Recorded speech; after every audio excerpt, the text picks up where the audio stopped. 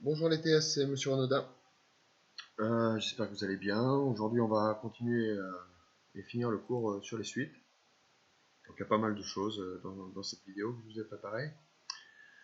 On va commencer par le cours.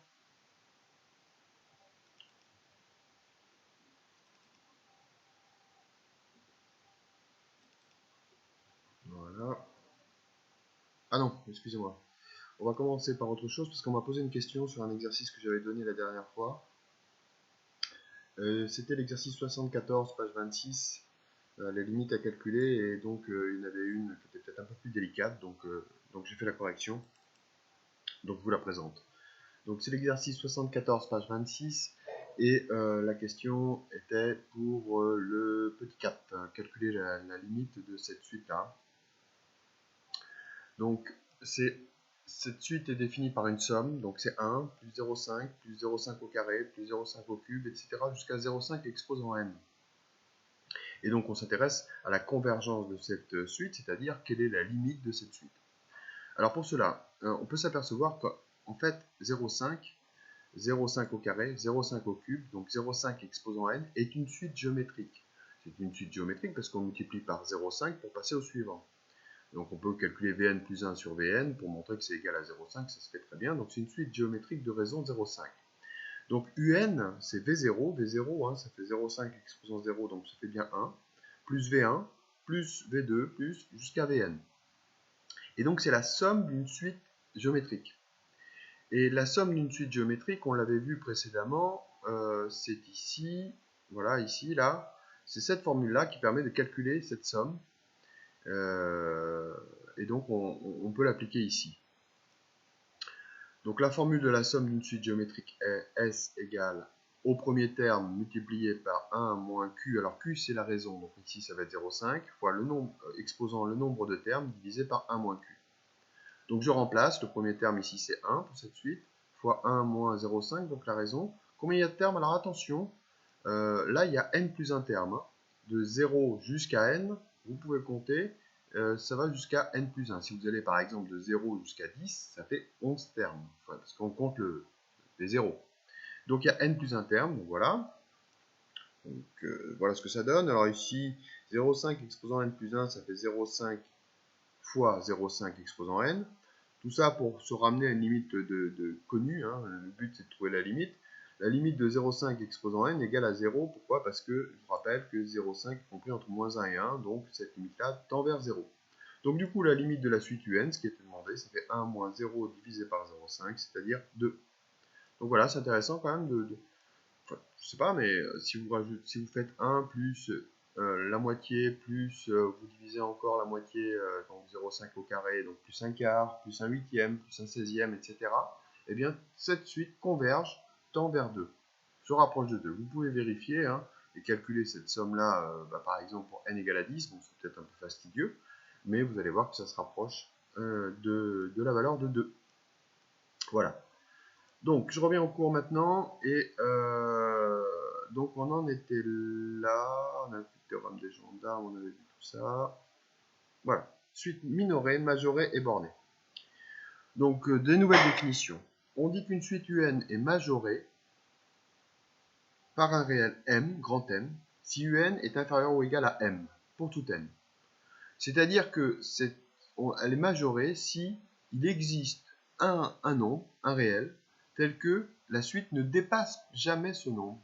On appelle ça M, le majorant de la suite, enfin un majorant. Parce qu'évidemment, il n'y a pas unicité du majorant. Si par exemple une suite est majorée par 2, c'est-à-dire que UN est toujours inférieur ou égal à 2, vous l'avez prouvé ou c'est dit dans l'énoncé, peu importe, eh bien vous pouvez dire que aussi elle est majorée par 3, elle est majorée par 4. Donc voilà, un majorant, c'est un nombre, voilà, tel que UN est inférieur à grand M. Et donc, c'est pas unique. On peut parler après de plus petit majorant ou plus grand minorant. Et cette notion-là, vous allez la voir pour ceux qui continuent les maths. À Bac plus 1, on étudie les suites et donc on étudie par exemple et puis les nombres réels et par exemple le plus petit des majorants, le plus grand des minorants, comme je viens de vous dire. Et donc ça, c'est dans le supérieur. Bon, alors vous avez la même chose pour minorer, Minoré, évidemment, c'est dans l'autre sens. Et si une suite est majorée et minorée, on dit alors qu'elle est bornée, c'est-à-dire qu'elle est toujours comprise entre deux valeurs. Voilà. Alors, quelques exemples. Voilà une suite Wn égale à 3 plus cosinus n, dont la représentation graphique est donnée ci-dessous. Donc, vous avez une suite de points. On peut observer que cette suite de points, eh bien, elle est bornée. Elle est bornée visiblement par 2 et par 4. Ça ne dépasse pas 2 et ça ne dépasse pas 4. C'est entre ces deux valeurs-là. C'est dans un tunnel, si vous voulez, entre 2 et 4. Quelle que soit la valeur de n. Alors, la démonstration est faite ici. Pour tout entier naturel n, on a le cosinus de n qui est compris entre moins 1 et 1. Je vous rappelle que le cosinus de n'importe quel nombre est toujours compris entre moins 1 et 1. Donc, la suite Wn est compris entre 2 et 4. En faisant plus 3 pardon, à l'inégalité, on obtient que Wn est compris toujours entre 2 et 4, quelle que soit la valeur de n. Donc, Wn est bien borné, car elle est minorée par 2 et majorée par 4. Voilà. Une autre suite, cette fois, donc contrairement à ce type de suite, vous voyez, où c'est défini explicitement, on peut calculer par exemple W10 directement. Là, c'est une suite définie par récurrence. C'est-à-dire qu'il faut avoir le terme d'avant pour calculer le terme suivant. Donc R0 égale à 6 et Rn plus 1 égale à racine de Rn plus 4. Et on demande de faire la représentation, enfin, c'est pas demandé, mais vous allez la faire, la représentation graphique, une suite de points comme c'est fait ici. Et on va voir si elle est bornée graphiquement, voilà, juste en observant, par conjecture, un peu comme en sciences physiques. Hein. Voilà. Donc, pour cela, il faut calculer les premiers termes et placer les points. Alors, pour calculer les premiers termes, vous avez votre calculatrice qui permet de calculer les valeurs approchées de cette suite-là. Et alors pour cela, je vous ai mis un lien, donc un lien dans la feuille de suivi, puis je mettrai aussi le lien sur Discord, un lien qui vous explique comment utiliser votre calculatrice pour calculer les premiers termes d'une suite. Attendez, donc voilà, donc je vous l'ai mis, calcul avec la calculatrice d'une suite récurrente. Voilà. Donc, je vous invite à regarder cette petite vidéo, 3 minutes, qui vous expliquera avec votre calculatrice comment calculer les premiers termes facilement d'une suite définie de cette manière, définie de manière récurrente. Alors moi, je vais le faire, mais je vais le faire avec GeoGebra, avec un tableur. Comme ça vous permettra aussi de voir ou de revoir un petit peu comment fonctionne un tableur. Donc j'utilise GeoGebra. Alors, il faut que je mette le tableur. Voilà, tableur. Voilà. Donc ici, je vais mettre les valeurs de n. Là, je vais mettre les valeurs de Rn. 0, 1. Petite astuce, vous sélectionnez les deux là et vous faites glisser. Et voilà, une petite numérotation. Alors, donc là, ça va être les valeurs de la suite Rn. Donc pour 0, d'après l'énoncé, R0 vaut 6. Et pour calculer le suivant, donc il faut prendre la racine carrée plus 4. Voilà. Donc 6 ici.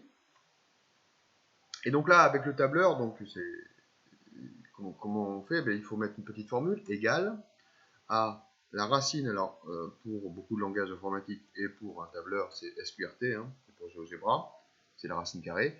Racine carrée donc du précédent, donc de la valeur de B2, plus 4. Voilà, ça me donne une certaine valeur, 3,16 visiblement, évidemment c'est une valeur approchée. Et après, donc, je peux copier la formule, et j'ai comme ça tous les termes de la suite. Vous pouvez observer, c'est pas affiché ici, valeur.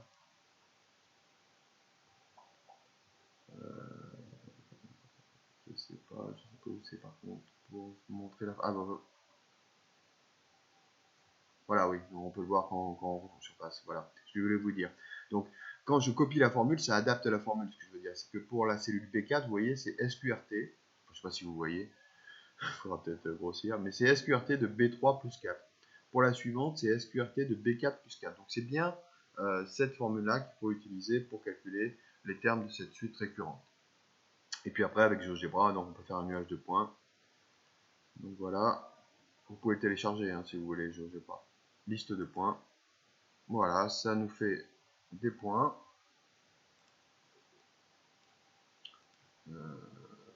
Voilà, mettre un peu en page, graphique, on met le quadrillage, voilà.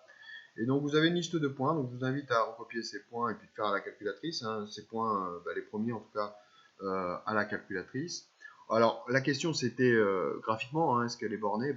Visiblement oui, elle a l'air d'être majorée par 6, le plus haut point a l'air d'être 6, et le plus bas, alors on ne sait pas trop la valeur minimale, mais on peut dire qu'elle est minorée par 2. Donc elle est bornée par 2 et par 6. Elle est aussi bornée par 1 et par 13. Voilà, donc encore une fois, il n'y a pas unicité du minorant et du majorant. C'est pas optimum, forcément. Mais la question c'est, est-ce qu'elle est bornée? Oui, entre 6 et 2. La suite est toujours comprise entre 6 et 2. Donc voilà, je vous invite donc à compléter par des petits points et que cette suite semble bornée par 2 et 6. A noter que oui, je viens de m'apercevoir que pour R0, 6 il tombe là. Bon, vous m'en excuserez. Après R1, ça, à partir de n égale à 1, vous pourrez placer les points. Alors quelques remarques. Quand une suite numérique réelle est majorée, il n'y a pas qu'un seul majorant. Bon, voilà, je viens de le dire plusieurs fois. Par exemple, si une suite est majorée par 4, alors elle est aussi majorée par 5. Un majorant ou un minorant est un nombre fixé qui ne dépend pas de la variable n. Voilà, c'est un nombre, une constante. Un nombre qui ne dépend pas de n. Alors, deux petites propriétés, ce qui se comprend tout à fait, une suite UN croissante est minorée par son premier terme, forcément. Parce que U0, si une suite est croissante, U0 doit être plus petit que U1, qui lui-même est plus petit que U2, et donc forcément, tous les termes de la suite U est supérieur ou égal à U0, c'est-à-dire au premier terme, donc elle est minorée par le premier terme. Et décroissante, de la même manière, comme la suite est décroissante, elle va être majorée par le premier terme.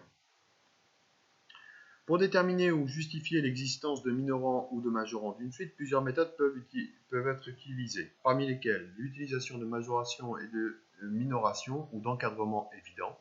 Voilà, quelquefois c'est un peu, alors je dirais évident, voilà, cette suite-là, j'ai utilisé le minorant et le majorant de cos pour pouvoir avoir le minorant et le majorant de ma suite. On peut aussi utiliser une fonction f quand c'est défini de manière explicite, un égale à fn. J'y reviendrai dans les exercices. L'étude du signe de la différence entre deux termes de la suite et le majorant, et l'utilisation d'une démonstration par récurrence. Exercice 5 maintenant, donc voilà les différentes méthodes. On va s'appuyer sur des exemples, ça sera plus clair. Donner un minorant de la suite un défini par un égale à 5 plus 2 fois n fois 1 tiers exposant n. Donc on demande un minorant, c'est-à-dire une valeur qui est toujours inférieure ou égale à un. Moi je trouve ça assez évident. Pourquoi? Parce qu'il faut se rappeler que n est un entier, toujours. Donc ça commence à 0. Donc ici, 2 fois n fois 1 tiers exposant n, ça va toujours être positif. Donc du coup, 5 plus un nombre positif, ça va toujours être plus grand que 5. Et donc, la suite va être minorée par 5. Alors, je vous l'ai détaillé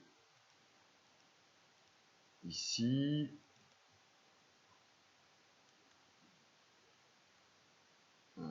C'est la page 16, je crois.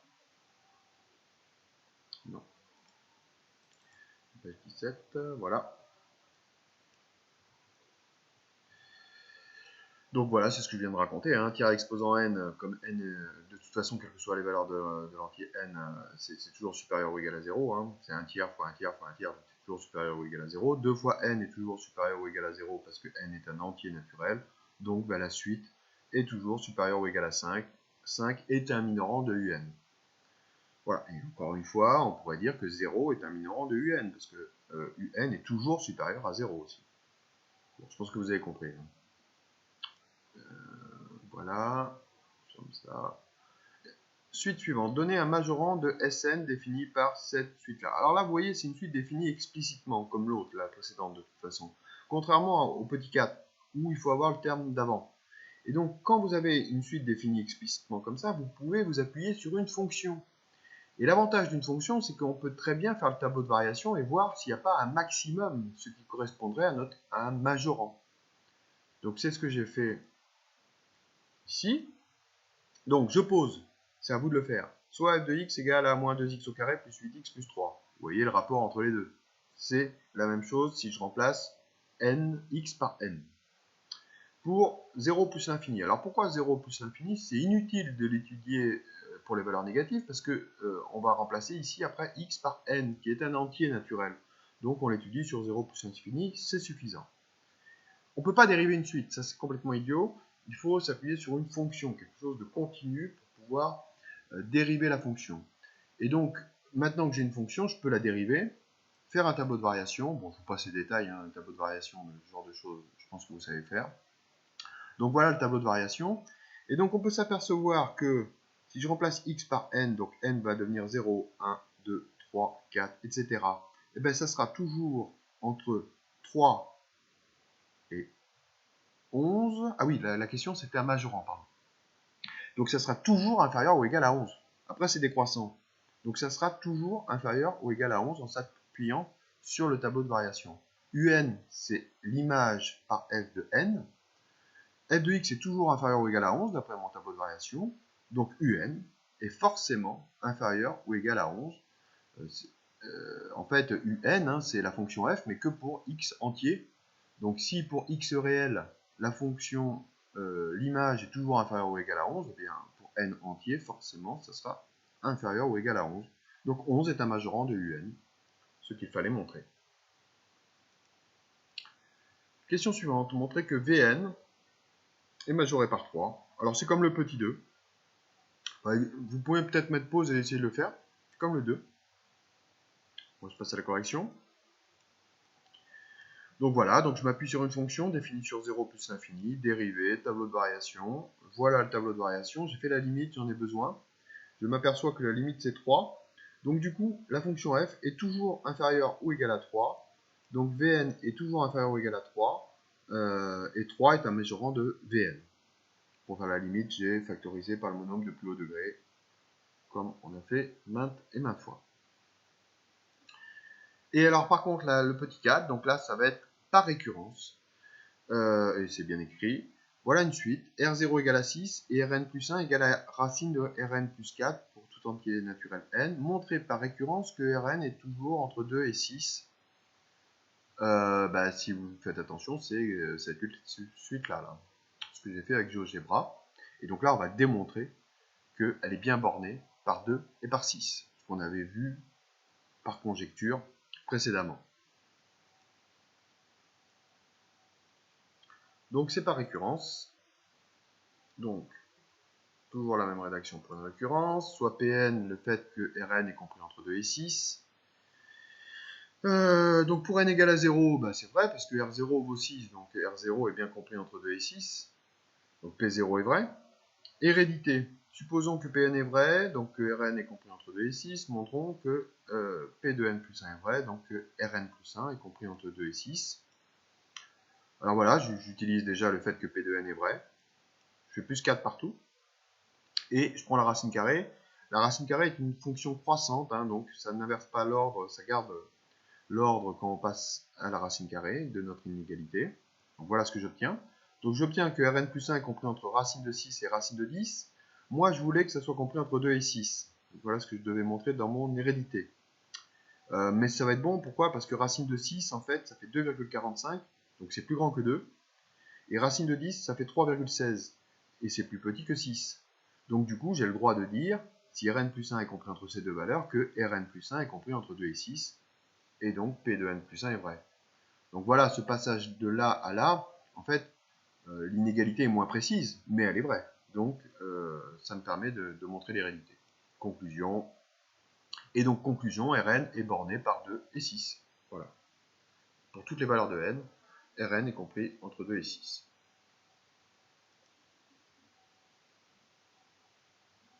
Alors voilà, un théorème important, classique au bac, enfin bon, vous n'allez pas passer le bac, mais voilà, et assez intéressant, enfin très intéressant, ces études de suite et qu'on poursuit au supérieur après.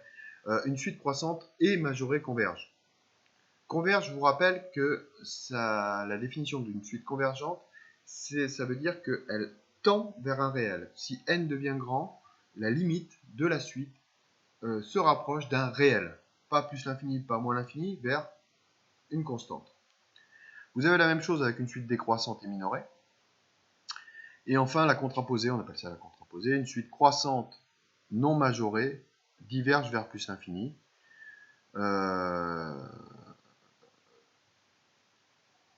Et enfin, une petite remarque, ce théorème donne une condition suffisante pour qu'une suite converge, mais ne donne pas la limite de cette suite. Voilà, ça nous dit, ce théorème, que la suite tend vers un réel, mais ne nous donne pas ce réel lui-même. Ce n'est pas forcément le majorant ou le minorant. Alors, une petite illustration pour utiliser, pour voir ce théorème, pour imaginer ce théorème, j'aimerais bien que vous compreniez et que vous l'imaginiez. Donc, que nous dit ce théorème? Imaginez donc une suite croissante. Voilà, j'ai fait un petit schéma pour vous expliquer. Donc, une suite croissante, donc, je le représente sur la droite des réels, U0, puis donc U1 donc, qui est plus grand que U0, U2, U3, U4, etc. jusqu'à l'infini. Donc, une suite croissante est majorée. Donc, ça veut dire qu'elle est bloquée par le majorant, elle est toujours inférieure ou égale au majorant. Bien, comme la suite est croissante et qu'elle est majorée, forcément, il existera un réel L, plus petit que le majorant, mais encore une fois, on ne sait pas quelle est la valeur avec ce théorème, mais il en existe un, obligatoirement, tel que la suite UN se rapproche de cette valeur petit r. Ça peut être le majorant, mais ça peut être une valeur avant. Voilà. Et vous avez la même chose donc en décroissant minoré. Alors attention à avoir en tête les contre-exemples du théorème si jamais vous n'avez pas toutes les hypothèses. Exemple, UN égale à moins 1 exposant n. Alors moins 1 exposant n, c'est majoré. Parce que moins 1 exposant n, ça fait 1, moins 1, 1, moins 1, ben c'est majoré par exemple par 2. C'est majoré par 1. Ça dépasse jamais 1. Mais par contre, c'est pas convergent. Ça tend vers rien du tout. Alors qu'est-ce qui nous manque dans le théorème? En fait, moins 1 exposant n n'est pas croissant. Donc, voilà pourquoi le théorème ne s'applique pas.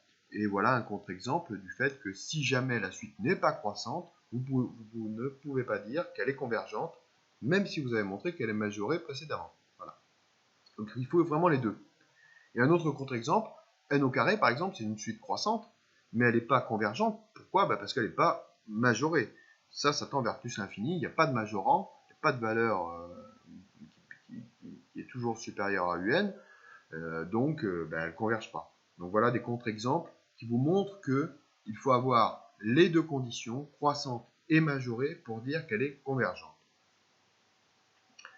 Un petit exercice, l'exercice 6, donc montrer que cette relation-là, par récurrence, et en déduire que UN converge, vous pouvez essayer de le faire. Et moi je passe à la correction.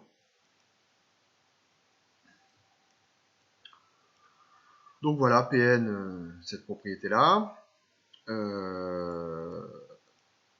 Initialisation pour n égale à 0, donc U1 ça fait 2, U0 ça fait 4, donc on a bien 1 qui est plus petit que ou égal à U1 qui est lui-même plus petit ou égal à U0, donc P0 est vrai, P0 c'est ça, donc pour n égale à 0 c'est cette propriété-là. L'hérédité, bon ça se passe un peu toujours pareil pour l'hérédité dans ce type d'exercice. Je pars de P de n, j'applique la racine carrée comme la fonction racine carrée est toujours croissante, l'ordre est conservé, ce que j'ai dit tout à l'heure. Là, j'ai un plus 2, là, j'ai un plus 1. Racine de 1, ça fait 1. J'ai directement Pn plus 1. Donc, l'hérédité est montrée. Donc, j'ai toujours un plus 1 inférieur ou égal à un, qui lui-même est plus grand que 1.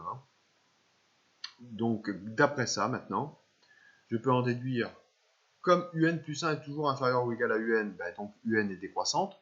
De plus, un est toujours supérieur ou égal à 1. Parce que c'est plus grand que un plus 1 qui lui-même est plus grand que 1. Donc elle est décroissante et minorée, donc elle est convergente. Elle tend vers un réel, lequel je ne sais pas. Je sais que la convergence tend vers un réel qui est plus grand que 1. Le théorème ne nous dit pas la limite, mais en tout cas nous dit qu'il existe un réel tel que la limite tend vers ce réel.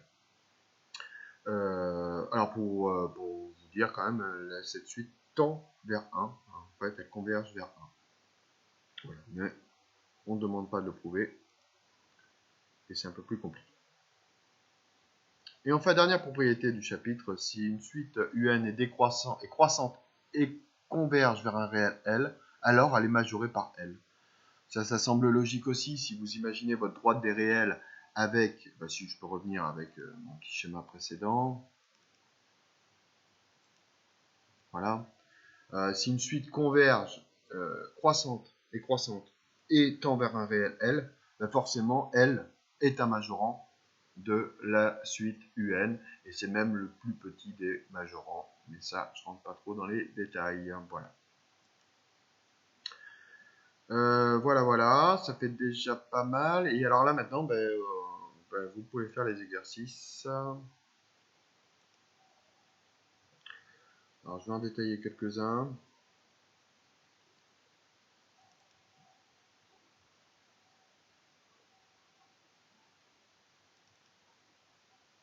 Alors ça va se passer page 27.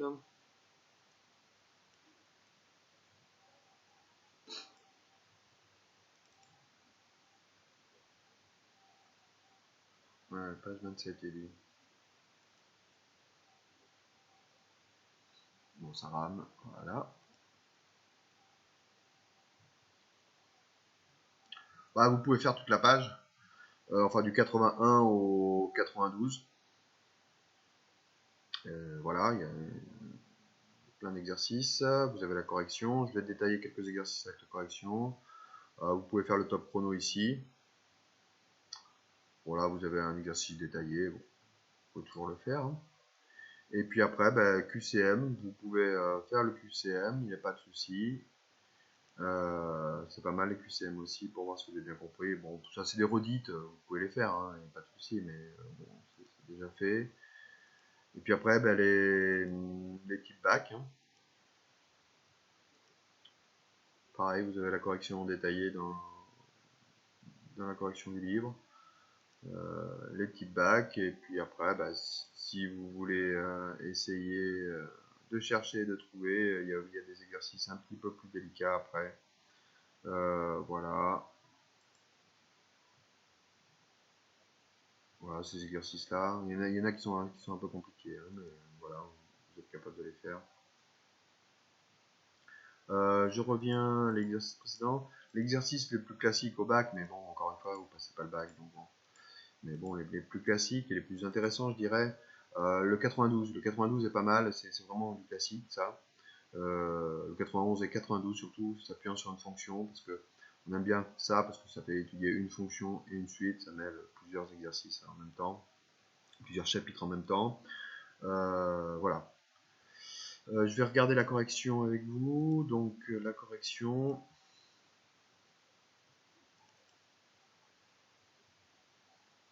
Donc c'est le chapitre 1.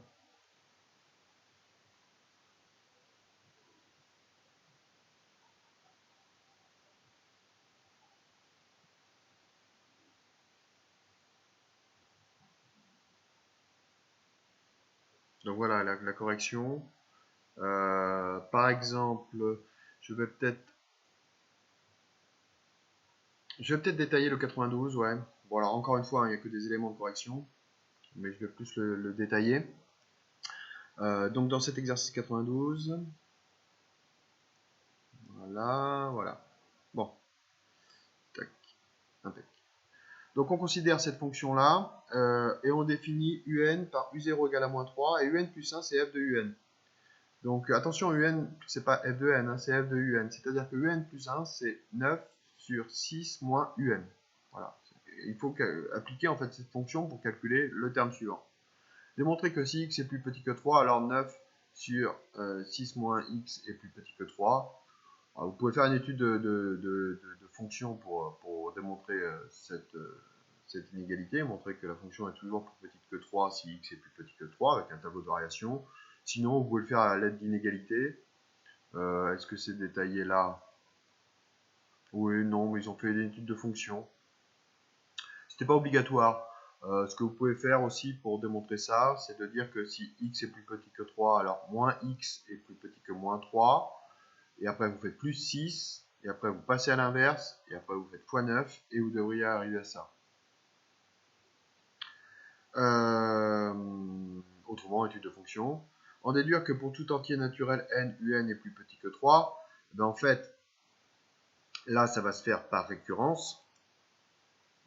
Par récurrence, on montre que un est plus petit que 3. Alors, comment on montre? Alors, il n'y a pas de détail ici, hein, mais déjà, U0 est plus petit que 3, strictement plus petit que 3. Et pour l'hérédité, donc si un est plus petit que 3, eh bien, f de un est forcément inférieur à f de 3, parce que vous avez, faut montrer précédemment que la fonction f est croissante.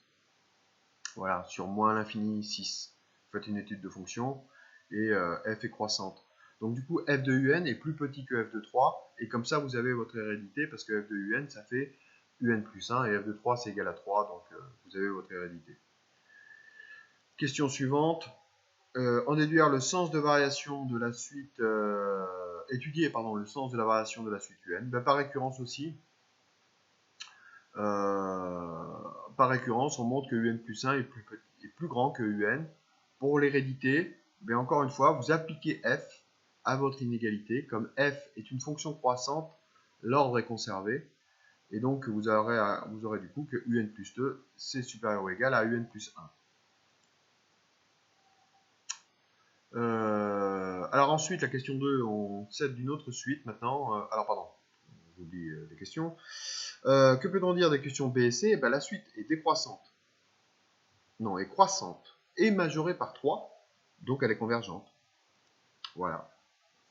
UN est croissante et majorée.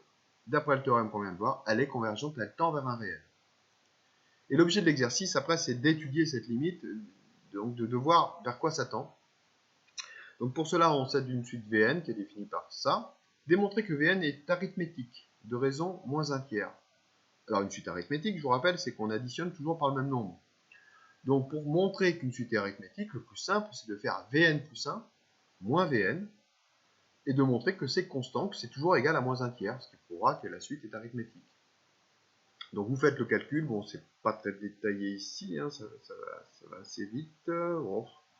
Vn plus 1 moins Vn, voilà ce que ça donne. Et donc, il trouve moins un tiers.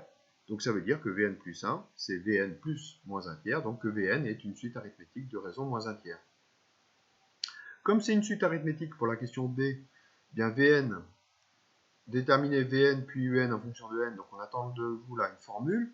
Ben, une suite arithmétique, donc c'est le premier terme c'est moins 1 sixième, vous pouvez le calculer, ça c'est V0, plus n fois la raison c'est moins un tiers, donc Vn égale à moins 1 sixième moins 1 tiers fois n. En fait, ce que j'ai utilisé, hein, c'est la formule pour une suite arithmétique. Et donc un, après, on peut le calculer, parce que un, on peut le retrouver grâce à la formule que Vn, c'est 1 sur un moins 3. Donc du coup, après, on peut trouver un qui est égal à ça. Il y a un peu de calcul là, hein, pour arriver à ça. Et on peut étudier la limite maintenant, qu'on a l'expression de un en fonction de n. Et la limite de un donc, va tendre vers 3 en factorisant par le terme de plus haut degré. On peut étudier la limite, et la limite, c'est 3. Ah, il peut y avoir une erreur d'énoncé là. Non, j'ai rien dit, il n'y a pas d'erreur, Donc un tend bien vers 3, on le voit en factorisant par le monôme de plus haut degré là, et on va avoir du 6 sur 2, et donc ça va donner 3. Voilà. Bah voilà, c'est terminé. Alors n'hésitez pas à poser des questions, hein. Je peux revenir sur quelques exercices si vous ne les comprenez pas, et faire une vidéo là-dessus, ou dépanner avec Discord.